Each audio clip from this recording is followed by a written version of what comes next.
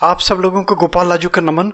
भाई अलका मिश्रा जी की बताई हुई दवा से मिरेकुलसली लाभ मिला है मुझे। देखिए जो सीजनल एलर्जी होती है ना, चेंज ऑफ वेदर है, ये क्लाइमेटिक कंडीशंस हैं, सर्दी गर्मी है, इससे क्या होता है कि नाक बहने लगती है, पता नहीं कितना कफ बनता है, पानी के रूप में निकलने लगता है। और अगर मेडिसिन लेनी शुरू करी, मेडिसिन के बाद में कफ जम जाता है, खांसी होने लगती है, सांस में प्रॉब्लम होने लगती है, जीना दुश्वार हो जाता है, परेशान परेशान जिसको बोलते हैं। मगर मैंने जो ये अलका मिश्रा जी का फॉर्मूला लिया, ये कायफल आपको पाउडर दिखाई भी दे रहा है, गजब का। मैं जितनी तारीफ करूं, जितने इनको सैल्यूट करूं, जितनी इनकी मैं बड़ाई करूं कम है उतनी। मैं तो भैया देखिए, क्योंकि चीज़ क्या होती है कि किसी से कहीं किसी को लाभ मिले तो क्यों नहीं उसको प्रमोट करेगा, क्यों नहीं उसको बताएगा दूसरे लोगों को।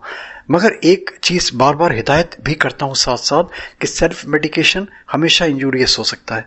अपने एक्सपर्ट जो आपके फिजिशियन हैं, जो आपके वैद्यक हैं, उनकी एडवाइस के बिना कभी भी आगे नहीं बढ़ें, क्योंकि वही डिसाइड करते हैं कि किसको क्या दरकार है, किस मात्रा में लेना है, किस समय लेना है, कैसे लेना है।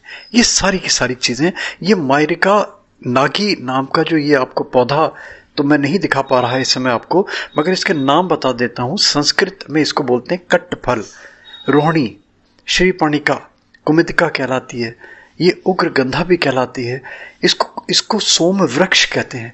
आयुर्वेद में ऐसी मान्यता है कि जिस वृक्ष के आगे सोम लग जाता है या जिस दवा के आगे सोम लग जाता है उसमें अमृत तुल्य गुण हो जाते हैं। कायाकल्प करने के लिए विलक्षण गुण धर्म भर देती है इसमें प्रकृति, नेचर। अब इसकी अगर मैंने फिर तलाशा, इसकी मेडिसिनल वैल्यू मैंने देखी, मैंने तो इसको कफ के लिए लिया। आप ताज्जुब करेंगे कि ये मुश्किल से हफ्ते 10 दिन मैंने लिया है और मेरे ख्याल से आज 5-6 महीने हो गए।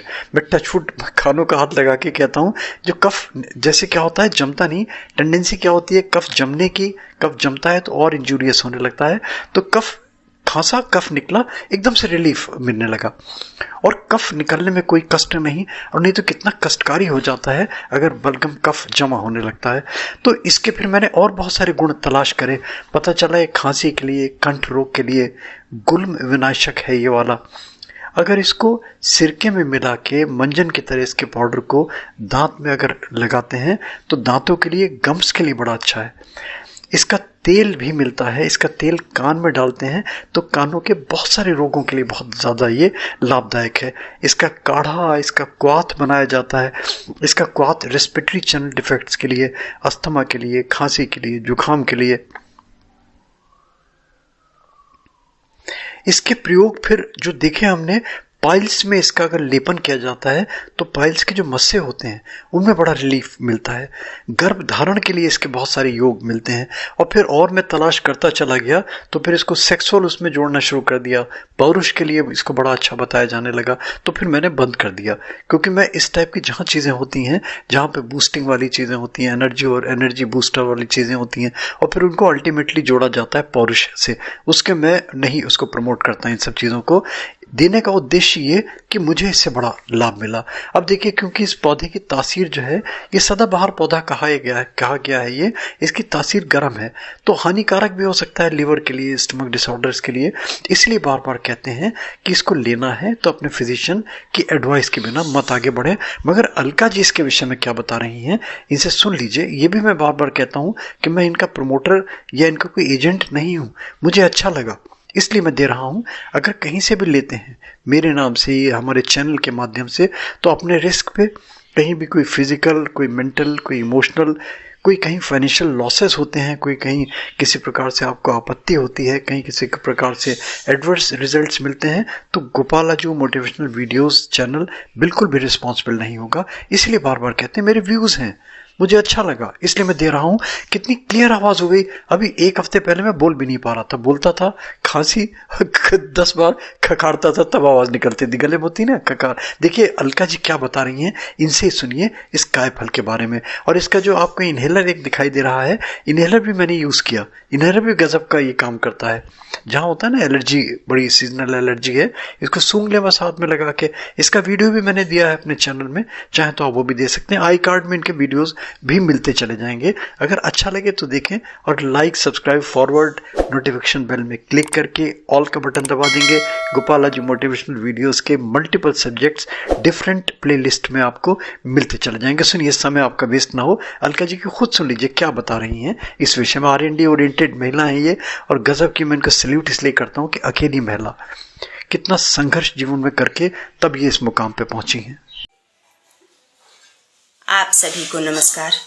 गोपाल राजू मोटिवेशनल चैनल के माध्यम से मैं आज आपको एक महत्वपूर्ण जानकारी देने जा रही हूँ, जिससे लगभग हर दूसरा व्यक्ति परिचित है। देखिए, मैं आपको दो तीन चीज़ों को दिखा रही हूँ और उनके बारे में बताती हूँ। थोड़ा ध्यान से सुनिएगा। देखिए, जब व्यक्ति के शरीर में जब कफ संचित हो जाता है, होता ही है, ठंड के मौसम में हम ऐसी चीज़ें खाते हैं कि जो कफ को निकलने तो नहीं देती, लेकिन कफ को संचित कर लेती हैं। इसीलिए फागुन के महीने में उसके बाद फिर करेला खाने का नियम है कि करेला खाएंगे तो जितना भी कफ संचित होगा वो सब बाहर निकल जाएगा। लेकिन उसके अलावा फिर भी बहुत सारे लोग जो करेला नहीं खा पाते हैं पूरे महीने, तो उनके साथ होता ये है कि कफ बना हुआ है, और कफ शरीर में बने रहने से होता ये है कि बाल सफ़ेद होने लगते हैं, या फिर खांसी आने लगती है, गला जाम होने लगता है। इन सब चीज़ों से बचने के लिए देखिए, ये 4 चीज़ें आपके सामने रखी हुई हैं। छोटी पीपल का चूर्ण आप प्रयोग कर सकते हैं। छोटी पीपल का चूर्ण जो है आप पीस करके, ज़्यादा नहीं आपको लेना है, बस इतना सा अगर आप शहद के साथ रोज़ चाट लेते हैं तो मुझे लगता है कि इससे सारा कफ निकल जाएगा। लेकिन जो भी काम इसमें से कीजिएगा, 1 महीने से कम बिल्कुल मत कीजिएगा। ये कायफल का चूर्ण है, इसको भी थोड़ा सा शहद के साथ ही चाटना है। कितना भी पुराना कफ संचित होगा शरीर में, ये निकाल देता है। इन्हेलर के बारे में तो मैं आपको पहले भी बता चुकी हूँ, पहले के वीडियो में। ये अस्थमा में भी बहुत तेज़ काम करता है। ये सभी औषधियाँ अस्थमा में भी काम करेंगी। जिनका कफ संचित होकर के पुराना हो जाता है उनको अस्थमा बोल दिया जाता है। ये बहेड़े के छिलके हैं। बहेड़ा एक फल होता है, त्रिफला का महत्वपूर्ण घटक, जिसे आप पहचानते ही हैं। बहेड़े के छिलके के एक टुकड़े को देखिए, एक टुकड़ा बस लीजिए, इसको आप चूसिए। इसको आप मुंह में रख के धीरे धीरे चूसिए। सुबह शाम एक टुकड़ा चूसेंगे तो आपका संचित कफ निकल जाएगा। कफ को कभी संचित मत होने दीजिए शरीर में, ये बहुत घातक है शरीर के लिए। आप देख ही रहे हैं कि कोरोना जैसी बीमारी कफ के कारण ही होती है। कोरोना के विषाणु कफ के ऊपर ही पनपते हैं, इसलिए कफ को शरीर में संचित ही मत होने दीजिए। ये मैंने 4 चीज़ें आपको बताई, इनका प्रयोग कीजिए और निश्चित रूप से कफ से आपको राहत मिलेगी। ये तीनों घटक, ये तीनों जो दवाइयाँ हैं, तीनों अलग अलग अपने आप में ही पर्याप्त हैं। इनमें से कोई एक भी आप लेंगे तो कफ का निवारण हो जाएगा। और इसको पानी से, शहद से लेना ज़्यादा अच्छा रहता है। बहेड़ा तो चूसने के बाद पानी पी सकते हैं। इन्हेलर को तो ऐसे ही सूंघना है। पिपली और कायफल ये अलग अलग ही लें और शहद में मिला कर के लें।